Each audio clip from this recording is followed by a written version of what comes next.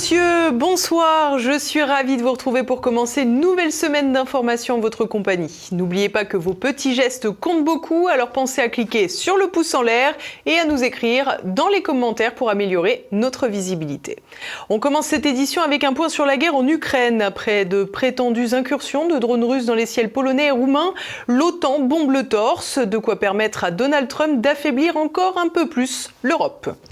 Nous partirons ensuite en Grande-Bretagne pour faire le point sur l'immense manifestation de samedi à Londres. À l'appel du nationaliste Tommy Robinson, des dizaines de milliers de Britanniques ont défilé contre l'immigration et pour la liberté d'expression. Et puis nous reviendrons en France pour revivre les assises de la souveraineté organisées samedi à Arras par Florian Philippot. Donald Trump va-t-il définitivement clouer le cercueil de l'Europe avec la guerre en Ukraine ? Ces derniers jours, des affaires concernant des drones russes accusés de survoler des espaces aériens de l'OTAN ont fait grimper à nouveau les tensions. Une affaire qui devrait finir en nouveau piège pour l'UE. Explication. Les drones de la discorde vont-ils mettre le coup de grâce à l'Europe ? Depuis plusieurs jours, la Pologne et la Roumanie, toutes deux membres de l'Organisation du traité de l'Atlantique Nord, dénoncent des incursions russes dans leur espace aérien. Une occasion en or pour l'Alliance de multiplier les attaques contre Moscou. Pourtant, de nombreux commentateurs ont largement nuancé les allégations de l'Alliance, estimant que les débris retrouvés en Pologne ne correspondaient pas au matériel concerné par les accusations. Toujours est-il que Varsovie avait d'ores et déjà mobilisé des avions pour les détruire. Depuis, c'est Bucarest qui affirme avoir subi le vol de drones russes dans son ciel. Si deux F-16 avaient décollé pour abattre les cibles, les dommages collatéraux potentiels ont été jugés trop importants et les drones ont poursuivi leur route selon les autorités roumaines. Toujours est-il que le fait que ces deux pays, la Pologne et la Roumanie, soient membres de l'OTAN, donne à l'affaire une importance capitale. On notera au passage que l'Alliance doit se réjouir du fait que Călin Georgescu ait été écarté du pouvoir roumain. Depuis ces derniers jours, l'OTAN multiplie les démonstrations pour prouver son inquiétude quant aux prétendues intentions russes. L'occasion pour la championne de la diplomatie européenne, l'Estonienne Kaja Kallas, de vilipender une intrusion, je cite, inacceptable. Si on note plus de retenue quand il s'agit de commenter les incursions israéliennes chez ses voisins, on constate avant tout que les réactions de l'UE comme de l'OTAN sont souvent trop rapides, sapant de facto le potentiel d'une action diplomatique.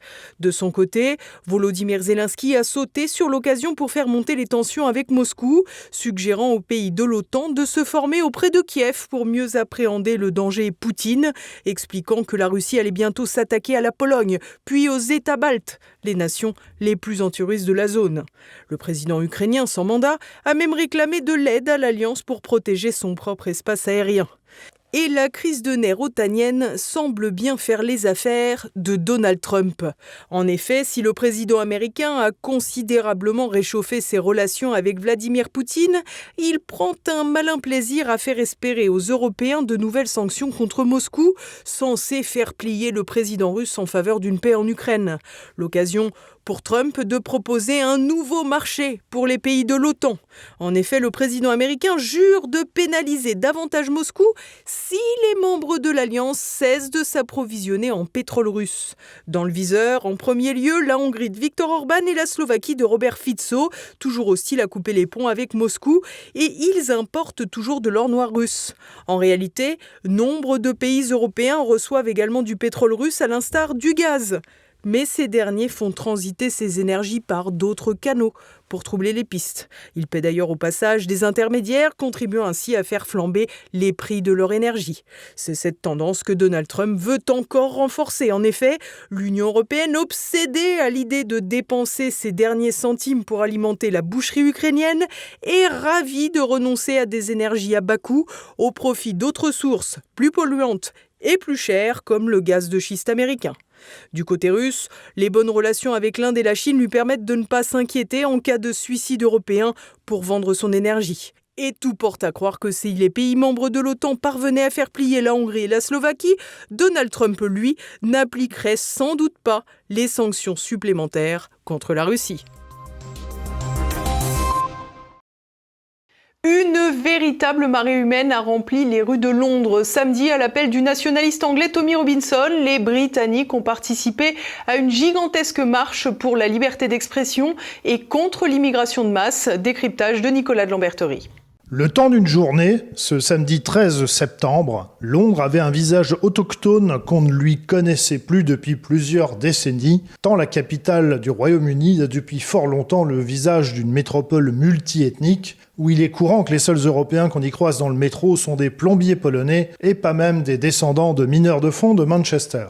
Une bonne partie des médias mainstream français a évoqué de façon un peu plus caricaturale le rassemblement et la personnalité de Tommy Robinson, grossièrement présenté comme un raciste, un excité, un hooligan et un repris de justice. Si le style un peu supporter de foot de Tommy Robinson peut laisser quelque peu dubitatif, entre autres d'un point de vue français, il eût été correct de la part de certains médias mainstream français de rappeler qu'il a notamment été emprisonné pour ne pas avoir respecté une interdiction qui lui avait été faite d'effectuer des reportages dans l'espace public et qu'il a été arrêté puis emprisonné pour avoir simplement filmé un procès. Par ailleurs, si la plupart des manifestants de samedi étaient effectivement ce que l'on peut appeler des Britanniques de souche, il y avait aussi parmi eux des citoyens britanniques ayant d'autres origines, mais qui approuvent également les opinions politiques de Tommy Robinson sur la liberté d'expression ou la nécessité de réguler l'immigration.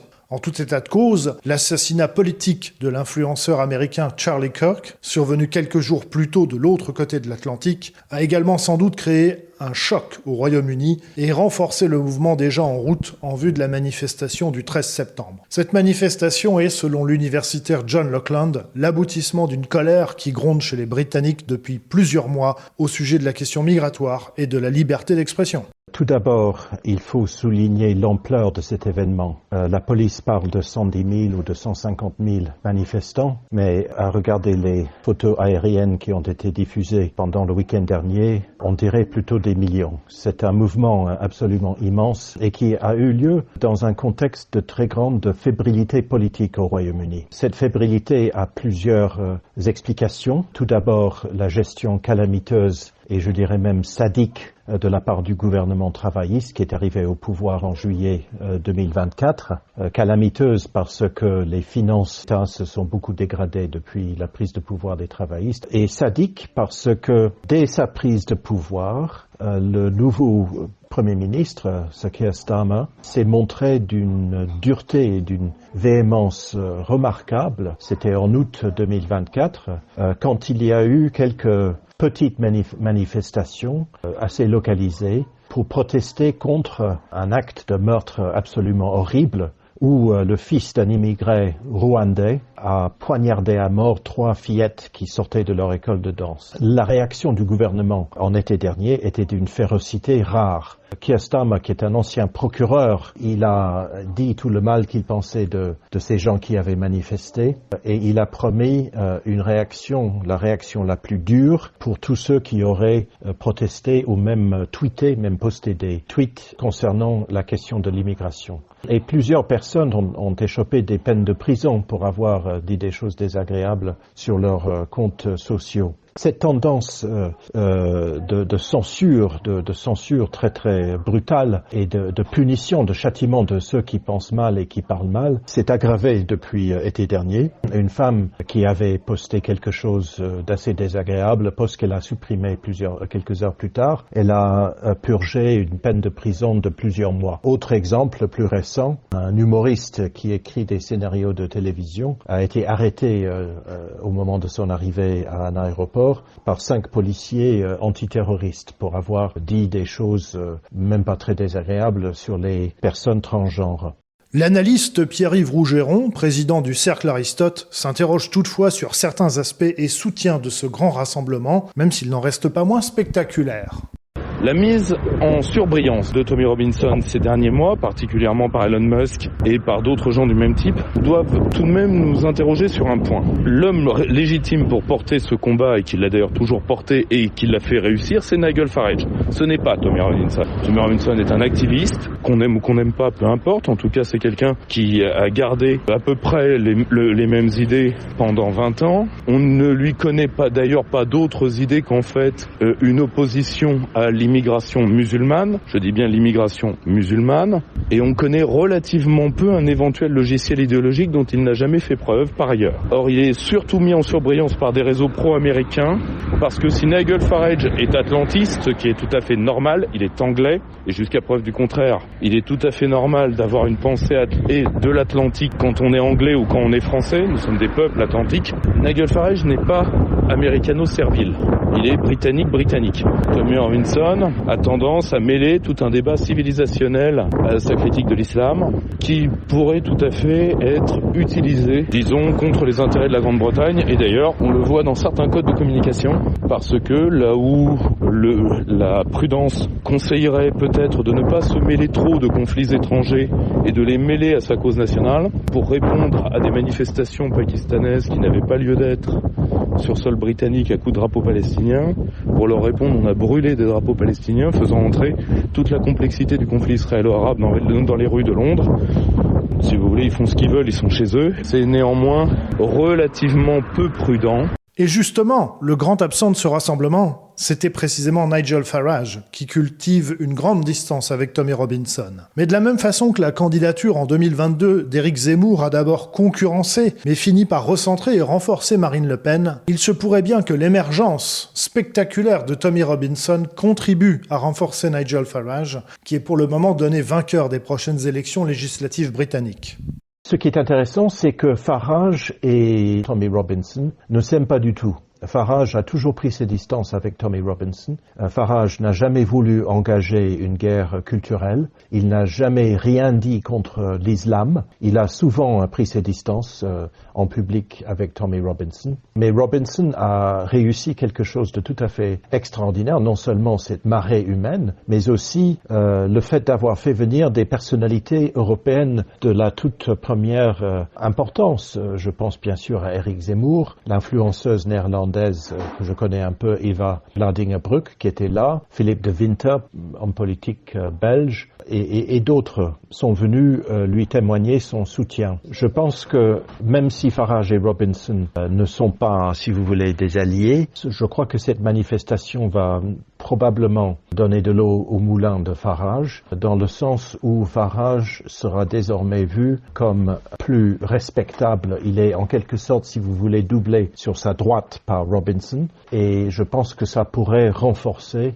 son profil d'homme d'État. Les prochaines élections générales au Royaume-Uni devraient avoir lieu en principe au plus tard à l'été 2029, c'est-à-dire dans 4 ans, à moins évidemment qu'elles n'aient lieu de manière anticipée. D'ici là, il ne fait nul doute, au vu des bouleversements sociétaux et politiques qu'est en train de vivre le Royaume-Uni, que les tensions dans la société britannique ne devraient pas diminuer de sitôt. Journée souverainiste à Arras. Samedi, Florian Philippot, le président des Patriotes, organisait la 3e édition de ces assises de la souveraineté. Nous étions sur place. Mesdames et messieurs, mes chers amis, nous avons fait les comptes. Cette année sont des assises qui visent, comme les autres années, à rassembler les souverainistes et tout le peuple souverainiste. C'est vrai qu'elles ont une coloration particulière cette année parce qu'on est dans une année de combat, de changement. On voit bien que les phénomènes accélèrent en France, le gouvernement tombe, il y a des motions de censure, il y a un air de volonté que Macron s'en aille. Et donc on était sur des assises vraiment de combat. On est là pour pousser aussi le principe d'une primaire des souverainistes pour les prochaines élections présidentielles, que Macron parte d'ici peu, comme nous le souhaitons, ou bien en 2027, on veut pouvoir avoir un candidat des souverainistes à cette élection présidentielle. Donc là, c'est notre événement de rentrée tous les ans. Tous les ans, on est très content d'avoir de plus en plus de monde. Écoute, je suis venu à l'invitation de Florian Philippot qui organise les assises de la souveraineté à Arras ce week-end. Et il a organisé ce matin une conférence sur la liberté d'expression. Il m'avait convié, donc j'étais honoré et ravi de revenir à cette nouvelle manifestation de Florian. Alors c'était important d'être ici parce qu'effectivement, quand on se bat pour la liberté, on se bat aussi pour la souveraineté. Parce que la souveraineté, c'est quoi ? C'est le pouvoir d'être libre. Et je pense que ça, c'est des valeurs sur lesquelles on se retrouve avec Florian Philippot. On a quand même une crise démocratique évidente, c'est-à-dire qu'on a un paysage démocratique qui est complètement sclérosé, où les idées n'avancent pas. Et je pense que c'est aujourd'hui absolument essentiel de nourrir ce débat démocratique et de le nourrir sur des idées desquelles il est interdit de discuter ailleurs. C'est-à-dire, en l'occurrence, l'OTAN, évidemment, en l'occurrence, l'Union européenne.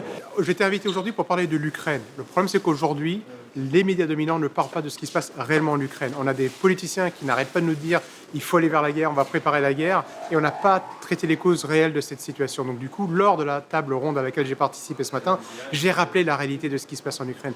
C'est toujours bien d'aller à la rencontre des gens. C'est tellement rare aujourd'hui d'avoir la possibilité de s'exprimer, du moins sur des grands événements comme ça. Et c'est toujours intéressant de pouvoir rencontrer les gens, parce que c'est vrai qu'on est toujours derrière nos chaînes YouTube, on est toujours derrière nos téléphones portables, on est sur des écrans, et on a besoin du contact aussi.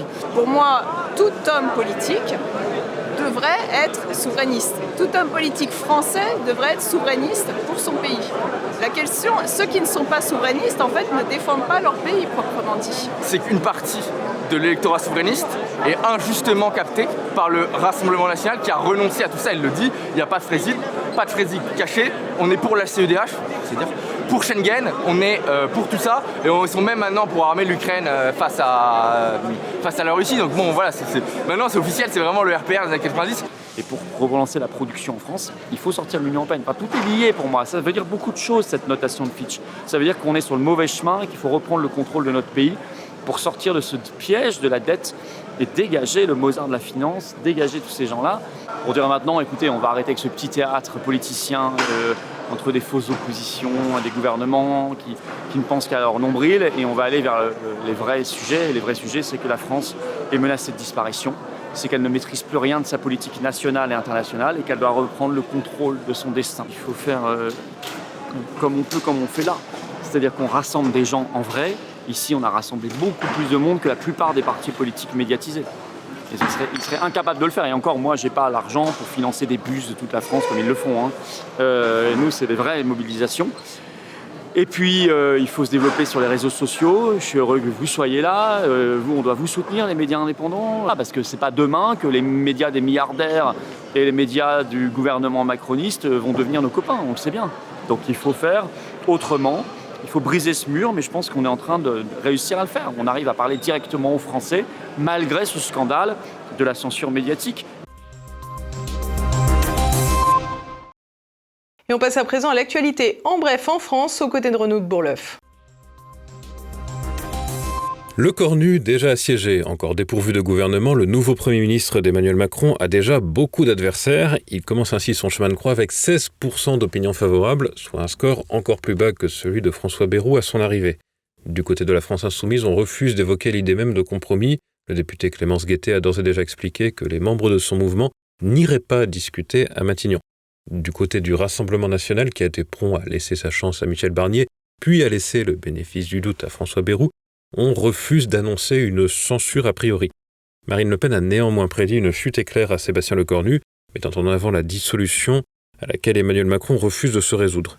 De quoi compliquer encore une équation déjà presque insoluble. À plus forte raison que François Hollande a jugé utile de rejeter toute participation des socialistes au gouvernement, Sébastien Lecornu aura donc grand mal à gouverner avec son fidèle président Macron, dont le crédit dans la population ne fait que chuter. Un peu comme la note de la France de l'agence Fitch, désormais simple A+. Une gratification qui décore le travail de sape économique et budgétaire de l'ancien banquier, qui est parvenu à creuser la dette de plus de 1300 milliards depuis son arrivée en 2017, un record qui le fera sans doute entrer dans l'histoire pour son plus grand plaisir.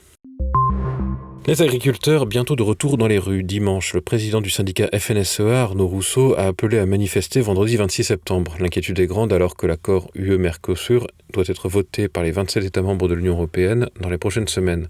Les exploitations agricoles françaises, notamment d'élevage, sont en danger, le marché risquant d'être affecté par la concurrence déloyale du Brésil. Malgré les promesses d'Emmanuel Macron, la France semble aujourd'hui incapable de réunir une minorité de blocage pour faire obstacle au Mercosur. De quoi illustrer une nouvelle fois que le vote organisé au Parlement français n'était qu'un enfumage.